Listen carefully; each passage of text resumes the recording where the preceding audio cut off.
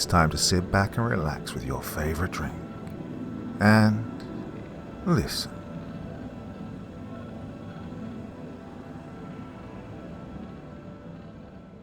Oh, I shot a man in Reno just to watch him die. So said the one and only Johnny Cash. So here we are, onto the second part of Doc's Double Dose Wednesday, and we'll move on to Nevada. The Mystery of Hermit's Valley, Nebraska. Hermit's Valley is a large expanse of land located in the sandhills of Custer County, Nebraska. It's not a very well-known landmark, as it's a bit of a drive out into the country. The farms thin down into great spiraling hills, as the name suggests, until the road splits off to the left on a trail you wouldn't notice unless you were looking for it. You follow that until it ends, and the hills take over, and you have to walk the rest of the way. After about a mile of ever-growing hills, it just dips down into a deep crater about 80 feet down. At the bottom is a small expanse of stone, maybe 10 feet high. If you were to talk to some of the older folks in the neighboring towns of Ord, North Loop, or Broken Bow, one of them might be inclined to tell you a story. And the story goes that long ago, back in the pioneer days, a man named John Bainley settled a little cottage out there from the east. Back then the land was supposedly level and quite fertile. He lived here peacefully, farming his fields and tending to his animals. One day the bank in the North Loop was robbed. Nobody saw who it was, as the suspect covered their face with a bandana and made a quick getaway on horseback, shooting and killing the 2 female bank tellers and a man crossing the road in front of him. Authorities chased the thief down and eventually lost him not far from Bainley's farm. Assuming it could be no one else, they apprehended Bainley and put him to hang for murders he hadn't committed. Now this is where it gets interesting. Although nobody knew him other than a strange old hermit, it was claimed he moved here to escape persecution from the east. Persecution for being a witch. It was said they built a gallows right on his own land, and threw the rope around his neck not 5 steps away from his front door. The sheriff himself was said to hear him utter a curse with his final breath before they kicked the bucket from under him, and as he gave out his final kicks, the entire ground within a mile gave way, and everyone was dragged down to their deaths. The money was never found.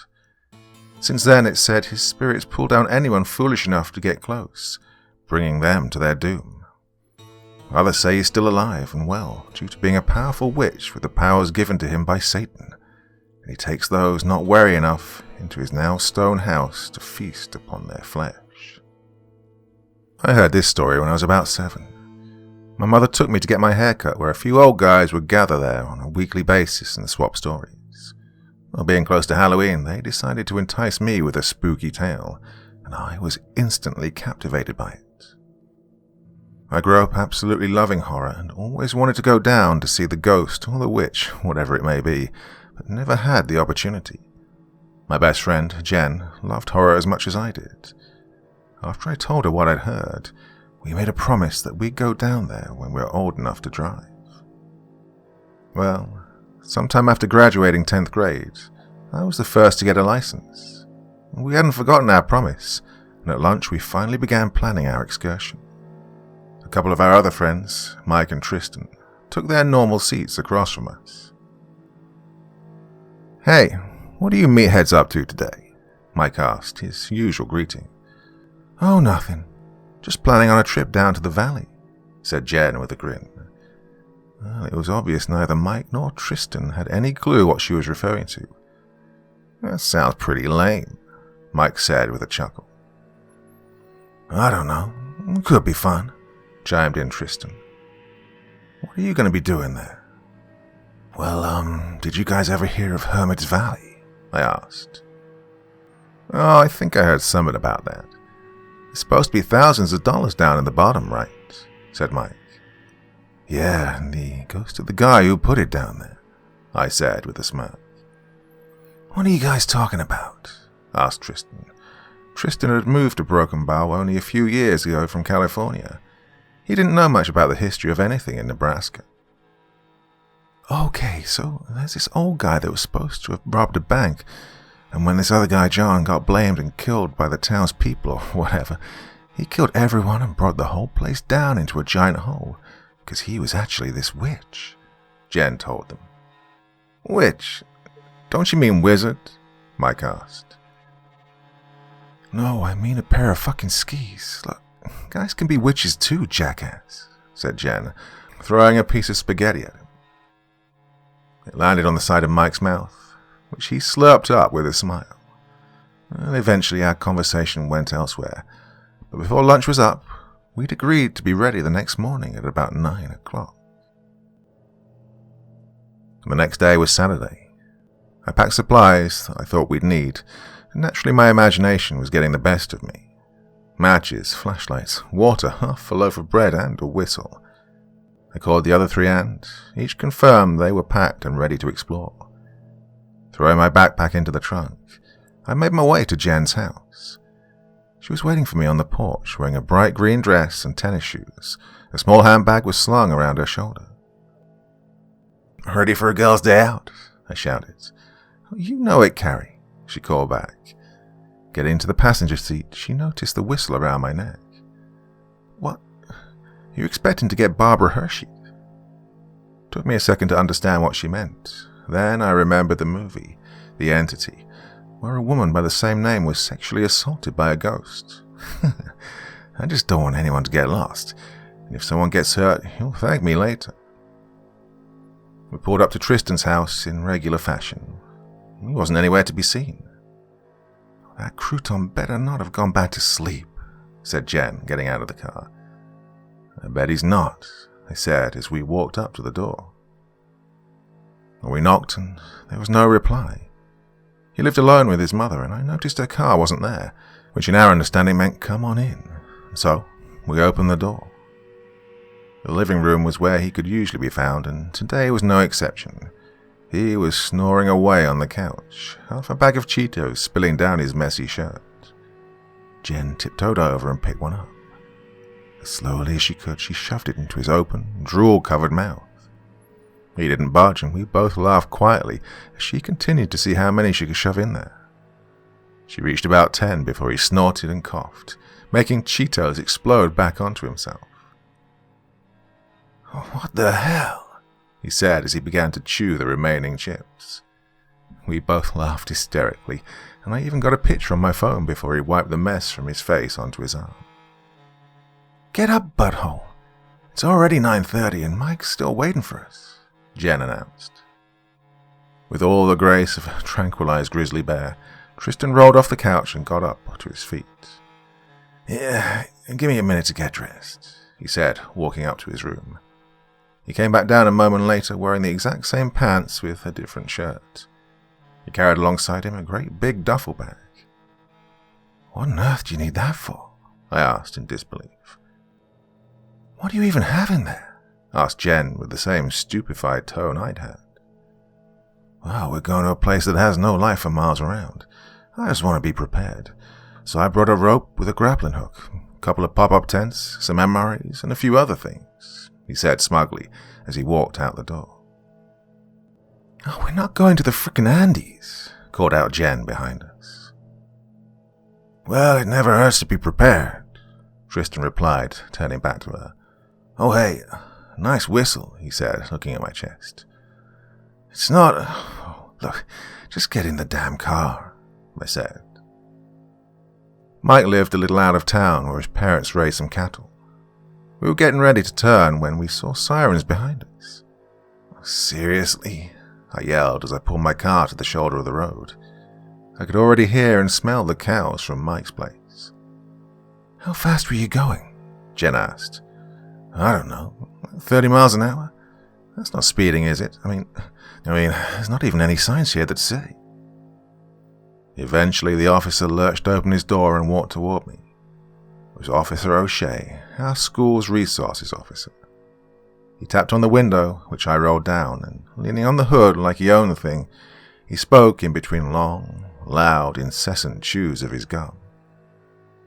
You finally got your license, eh? Well, you ain't gonna have it much longer if you keep speeding like that. License and registration. What? I was only going like 30 miles an hour. I couldn't have been speeding, I replied, handing him my information. Speed limit's 25 here. Not teach you that in driving school? Oh, I hate to do it, but I'm gonna have to write you a ticket, he said, getting off my car and flipping through his book of tickets. Seriously? For 5 miles over? Oh, fuck. I sighed, shaking my head. Hey, best watch your tone before I give you another ticket for something else, he spat back, ripping off my copy of the ticket and handing my stuff back. Have a nice day. And with that, he walked back to his car.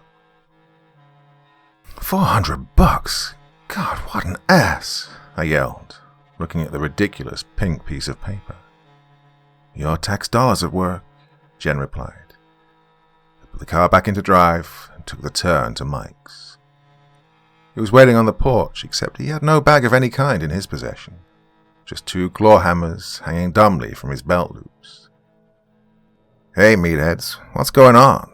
He yelled, running up to the car. Why do you have hammers hanging off your pants? Are you some kind of ninja turtle? I asked. What?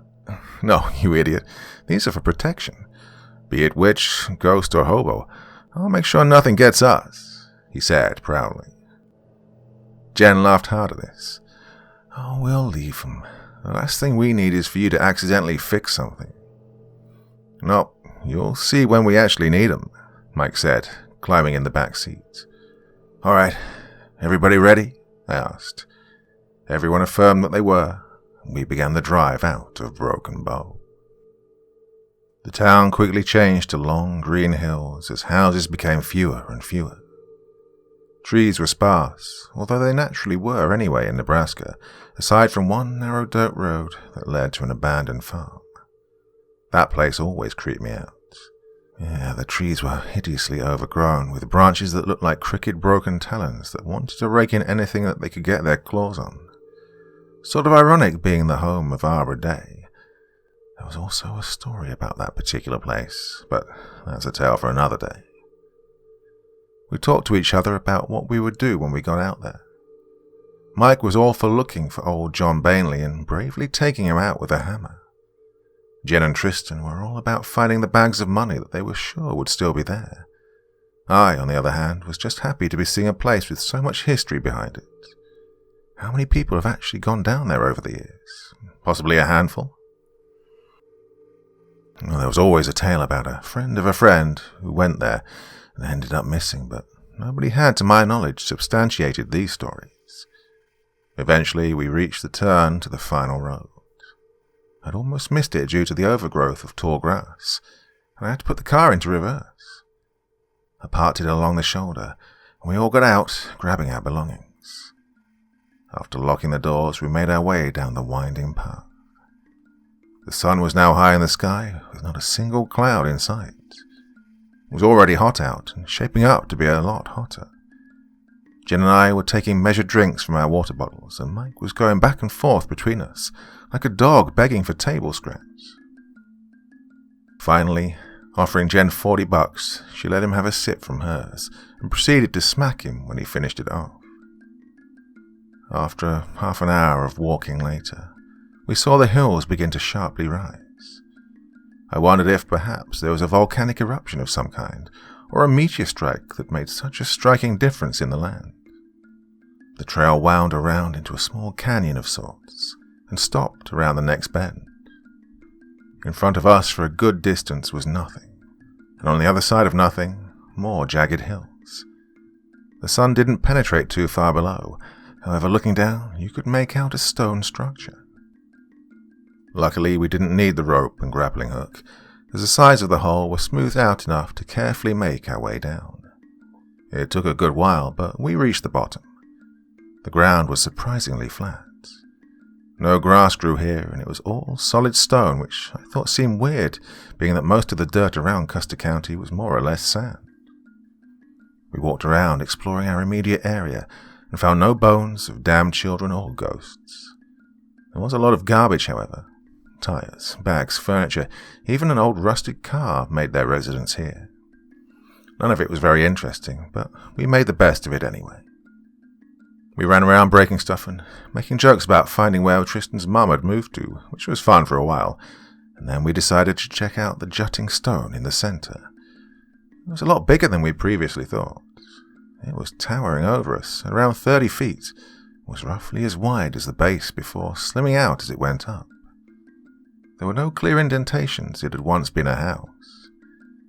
Tristan called out from the other side, and we went over to meet him where he'd pointed out an opening against the base and the ground. It wasn't very wide, but before I could think much more about it, Mike was already squeezing his way in. "Send down the rope if I yell," he blurted out before disappearing into the ground. We stood there for what felt like an eternity, calling out his name and seeing if he was okay, when finally his head popped back up into view.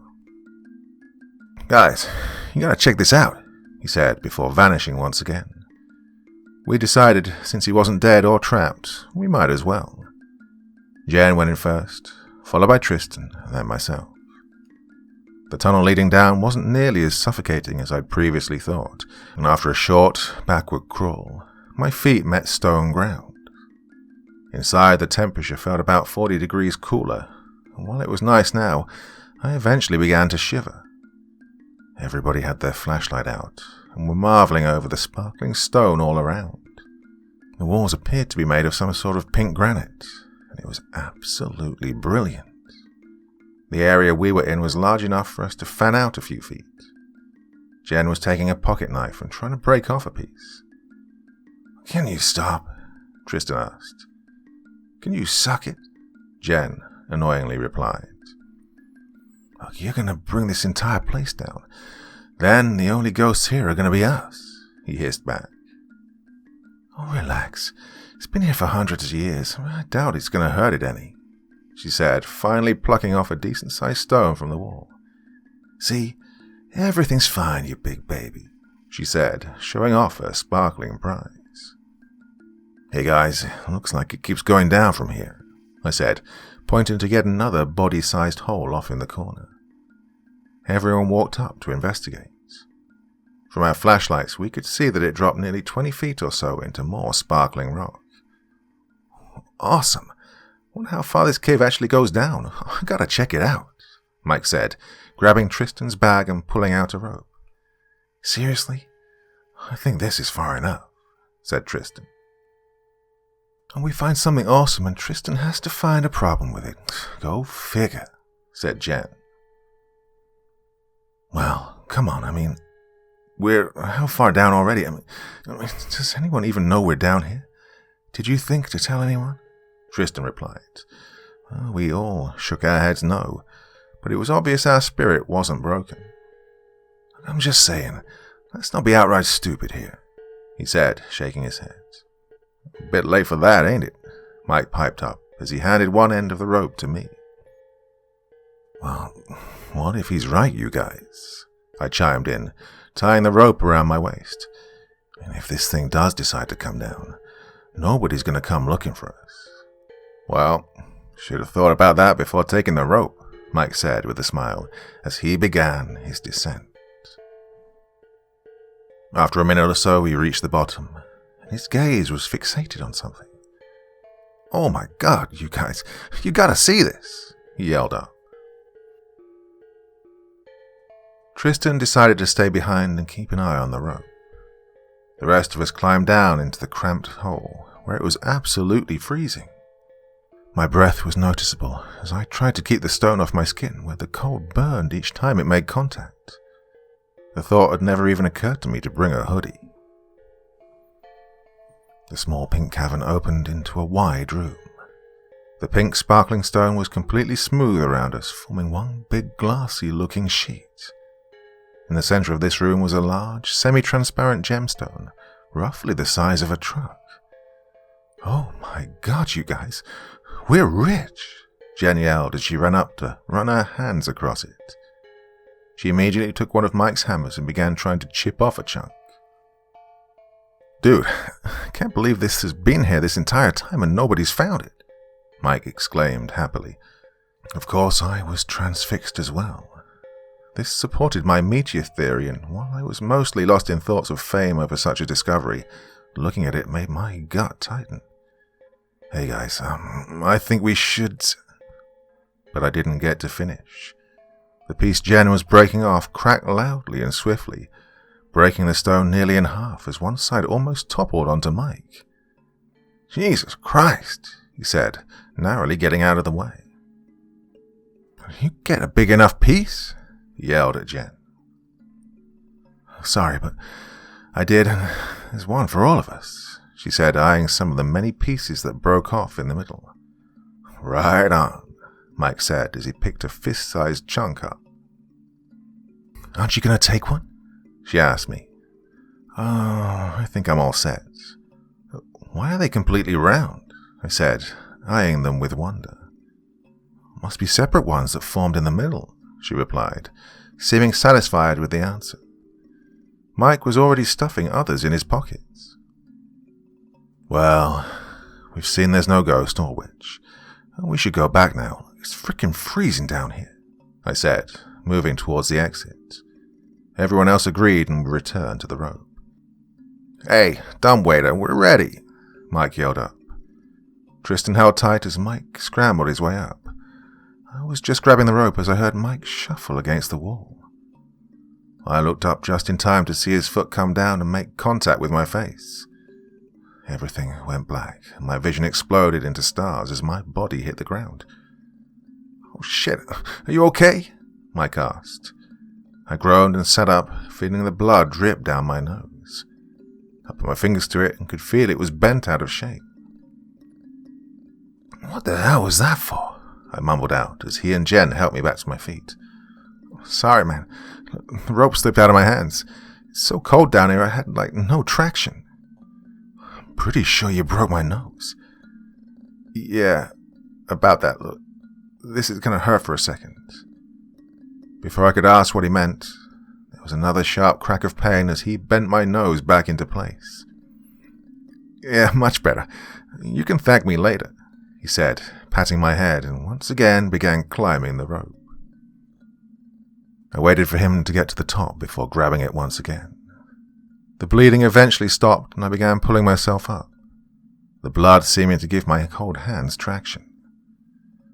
For your troubles, my good man, I could hear Mike saying as he flipped a small round stone to Tristan. Oh, awesome, he replied, putting it in his shirt pocket. I climbed up next, and Jen followed. We all made our way to the final entrance where the warm sun once again greeted us. That was awesome, guys, Mike exclaimed, taking out one of his yellow round stones and looking it over. Yeah, except for the part where you kicked in my face, you asshole, I mumbled. Hey, what's that around your neck? Is that the come back and kick me whistle? He replied smartly. Mike held up his stone to the sun, where it shone brilliantly. There wasn't much to it aside from a shady blob in the center. Oh man, we're going to make a fortune from this place, Tristan yelled. No kidding. We're totally coming back sometime, Jen said with a big grin. We walked back to the car, the hot sun already making us forget about how incredibly cold it was down there. Everyone was panting and covered with sweat when we made it back. We got to town and I dropped Mike and Tristan back at their homes, making sure to go under the speed limit this time so Officer O'Shea couldn't say anything. We got back to Jen's house and hung out for a bit, looking at the stone she'd taken from the valley. What kind of gem do you think it is? She asked. Not really sure. I think amber's the only stone that color I know of. You mean the sap stuff? Oh, that'd be great. I don't think it's as pricey as a diamond, but there are a ton of them down there. We'll still make a pretty penny, she said, passing it off to me. I was shocked by just how cold it still felt. Yeah, probably. It's just strange, though, I said, eyeing the center of it through the sun. What? That you don't want to make money from any of this? Yeah, that is pretty strange, she said, grabbing it back from me. No, it's just that if this is in fact from a meteorite, I wouldn't think amber would be the thing to find. It should be some kind of metal or something. Jen's father, Sam, then came to the door. "Hey guys, supper's ready. You staying over to eat, Daniel?" he asked. "Nah, I gotta get going." "I appreciate it anyway, Sam," I said, getting up and walking over to my car. The sun was beginning to set now, and it cast an eerie blood-red shade across everything from its place behind their house. "All right, well, have a good one," he called back. "Yeah, come by tomorrow and we'll do something," called Jen. I squinted back at them, raising my hand in both a goodbye and agreement with them, and drove back to my home. Later that night, Mike never heard the cracking sound that came from the table across his room. Neither did he feel the slimy sensation crawling across his skin, and he especially didn't feel the stinging sensation when something bit into it and pulled its way through into his body. He slept quite peacefully, never once even tossing or turning. The next morning, however, he awoke feeling sore and every muscle in his body ached something fierce. "Oh, must be coming down with the flu," he thought as he struggled to get up and went to use the bathroom. He flicked the light on and went over to the toilet. Nothing happened. Well, he knew he had to go, quite badly in fact, but nothing would come out. Mike pushed with all of his might, and finally a small splash hit the toilet, followed by a large, dark worm. He screamed as he grabbed onto it and desperately pulled. With a rip, the thing came out and he threw it down into the water, flushing the toilet. He looked over his body and saw multiple holes throughout his arms, legs, and chest. "Mom! Dad!" he screamed. Nobody came, and he remembered they were going to a gun show for the weekend. He cried as he ran to a drawer in his kitchen and grabbed a carpet knife. Blood flowed freely in dark rivers as he opened his skin and around the holes. Here and there he was lucky and was able to grab hold of a worm and rip it out. He ran out the back door and took a tumble down the stairs. Everything began to go black, and he could feel the creatures eating him from the inside out. Sharp little teeth fervently crunched down on his muscles and organs. What worms did escape slowly made their way to the barbed wire fence where the cows were noisily grazing without a care in the world. The next day I went over to Jen's to hang out. Sam greeted me at the door. "Hey there, how are you?" he said with a smile. "Oh, I'm fine, thank you. Is Jen around?" "Yeah, I think she's still asleep. It's almost noon. Come on in and beat on her doll," he said with a chuckle. I walked up the stairs to her room. The door was shut, and I listened, but I didn't hear anything, so I lightly tapped. "Jen," I called out. "Hey." She sounded like she'd been crying. "Are you okay?" "I don't know. Something weird's happening." Her voice was shaky. "What is it? Are you hurt?" The door slowly creaked open, and she was indeed crying. I slowly made my way to her. "What is it?" I asked, looking her over. "I need you to look at something for me." She turned around and parted the hair on the back of her scalp, and I could see a small bloody hole. "What the hell is that?" I asked, leaning in. "I don't know. When I got up this morning, I saw blood on my pillow, and I swear I felt something move when I touched it," she said in a hushed whimper. I took a closer look, moving my fingers around the edge of the hole, when, for a flash of a second, something dark came into view, and then disappeared again. "What the hell?" I almost shouted, moving away from her. She began crying again. "Get me some tweezers and a flashlight. We've got to get whatever that is out," I said, and she made her way to her connecting bathroom. She returned with them a moment later and handed me a small flashlight from her desk. I made her sit in the chair with her head against the top, and I slowly poked around the hole again, tweezers ready, and then I saw it. I grabbed a hold of the thing and pulled. Jen was obviously in pain as I slowly pulled a worm out of her head. It seemed to go on forever, as more and more of its slimy body came out until finally it pulled tight. I let go to get a better grip, and like a bat out of hell, it began to slither its way back in. Luckily, I was quick enough to grab its body about a quarter of the way back in, and I pulled again. Once it was tight, I ripped that sucker out, and I finally held a writhing thing roughly 1.5 feet long in front of my face. I panicked and looked for anything to throw it in and decided on the trash can. Tweezers and all made their way in. I slammed the lid shut. "What the hell is that thing?" Jen screamed. Before I could reply, I ran to her toilet and threw up my breakfast. I've never liked the idea of parasites, and that was way too much for me. After a few minutes of gaining my composure, I went to see how she was doing. Sitting on her bed, she still sobbed. "We got it right. There's no more in my head," she asked as I sat next to her. I nodded, and she leaned towards her garbage can and slowly opened the lid.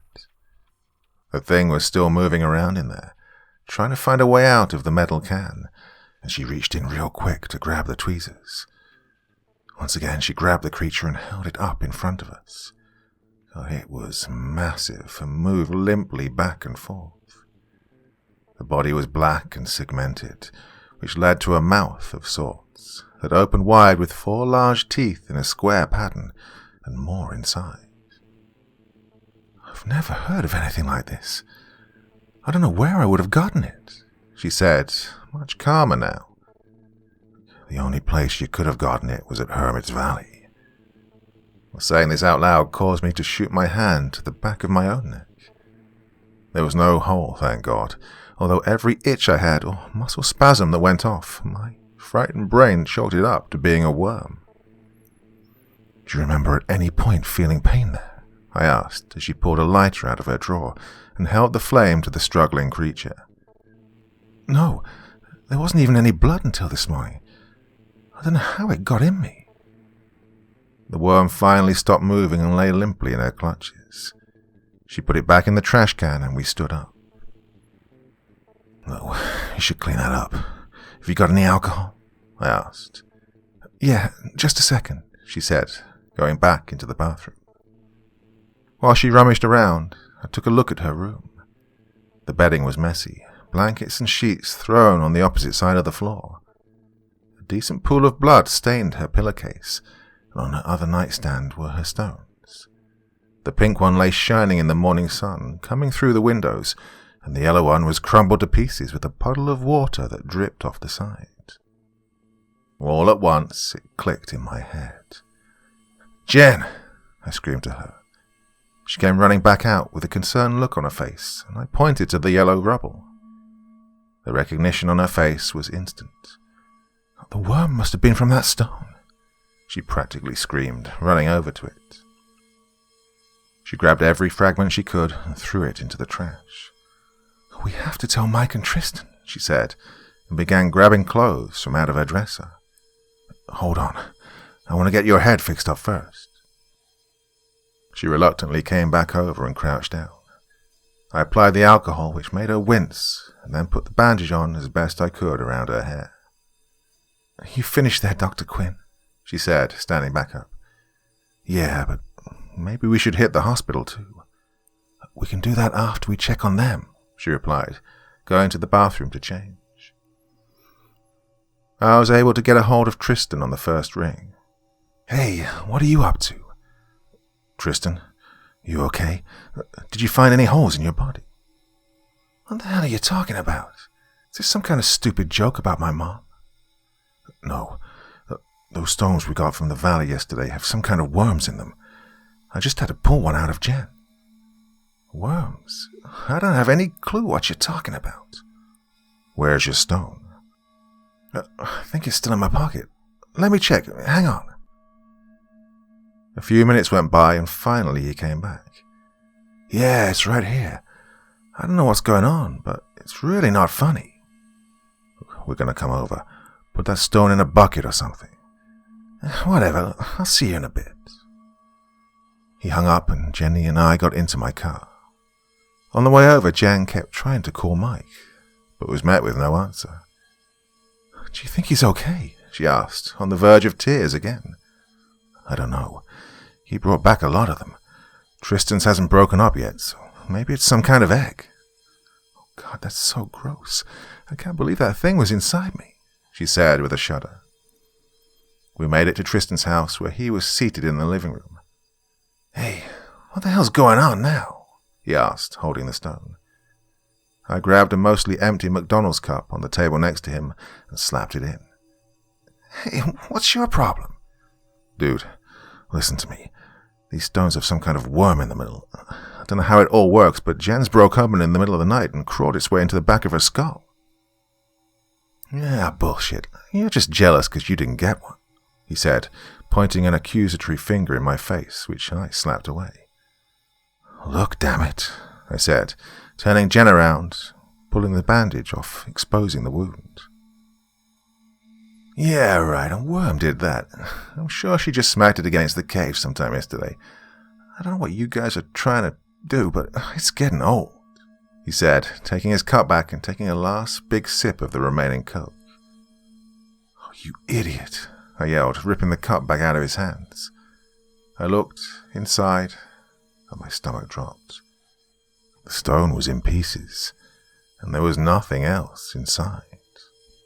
"Yeah, all right, you guys are getting on my nerves. Get out," he said, waving us off. Well, we continued to try and reason with him, telling him he needed to go to the hospital, but finally his mother came from around the corner. "You said to leave. You two need to leave now," she said, opening the door. I growled in frustration, then Jen and I left. "What are we going to do?" "I'm not sure. Maybe it can't survive in the stomach. Either way, there's nothing we can do for now. We need to go check on Mike," I said, getting back into the car. The drive over was quiet. We made our way to the edge of town, where we could hear the loud, frequent baying of cows. I wanted to slam down the accelerator, but I remembered the whole situation yesterday with Officer O'Shea. He'd be more than happy to pull me over again, and it was a good thing I didn't, because he was sat in the same place by the concrete yard, stuffing his face with the burger. We finally reached his place, and I saw his parents were gone. Jen and I got out and ran to the door, throwing it open. "Mike," I called out. The living room was empty and dark. "Mike," I called out again, and was greeted only by silence. I knew his bedroom was just under the stairs, so I slowly walked in towards it. The door was open, and I looked inside. I flipped on the lights and was in shock. Blood was all over his sheets, and broken yellow stones littered his floor with water soaking into the carpet. I heard a shriek come from the kitchen. I ran out and down the hall, seeing what had made Jen scream. A large amount of blood trailed from the kitchen, leading to the back door. Just outside was Mike's crumpled body. What was left of his slashed face was bloated and purple. Deep gashes ran along his limbs and chest, and flaps of skin were pulled down to reveal muscle and bone. His discolored skin moved in smooth waves, contorting in sickly contractions. If I'd had anything left in my stomach, it would have all been gone in that moment. Pulled up my phone to call the police when I noticed dark heads poking out of poor Mike's body, and they were making their way toward us. There seemed to be no end to them as they came out in foot-long lengths. I looked around and grabbed a shovel that was leaning against the porch and started chopping them in half, then in quarters, until eventually there wasn't anything left. I yelled at Jen to call the police as I continued to kill as many of them as were coming towards us.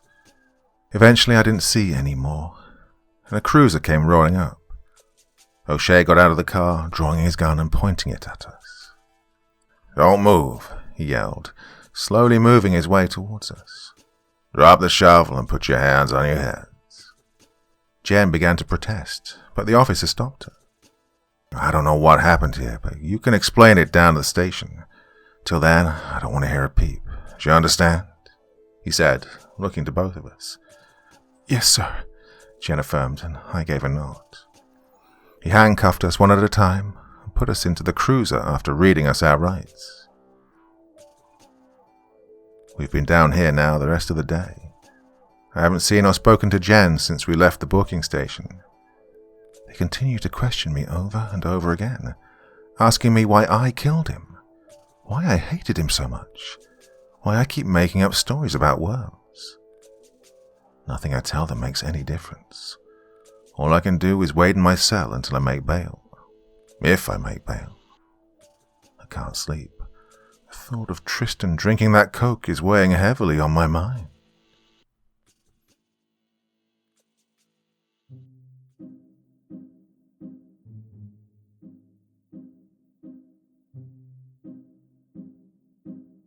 So, how did you like this format? 2 videos in one evening? Well, I like when I do the longer videos and, the shorter ones just don't seem to attract as many viewers. But, I thought, why not try giving you 2 in one evening? You can enjoy both of them if you feel like it. Or just take one at a time, because, nevertheless, some of you do still like the shorter stories. I say shorter, but both of these were 40 minutes long, weren't they, anyway? So, let me know what you think in the comment section below either of these stories this evening. I enjoyed both of them, I really did, so let me know what you think. Well, that is enough for one evening, isn't it? I hope so. So until the next time, which will be very soon, very, very sweet dreams, and bye-bye.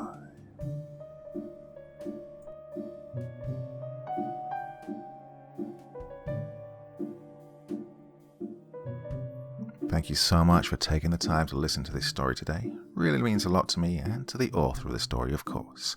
Well, if you want to know more about me, I'm pretty much everywhere on social media. You can find me on Facebook, Twitter, Instagram. You can download my music on SoundCloud.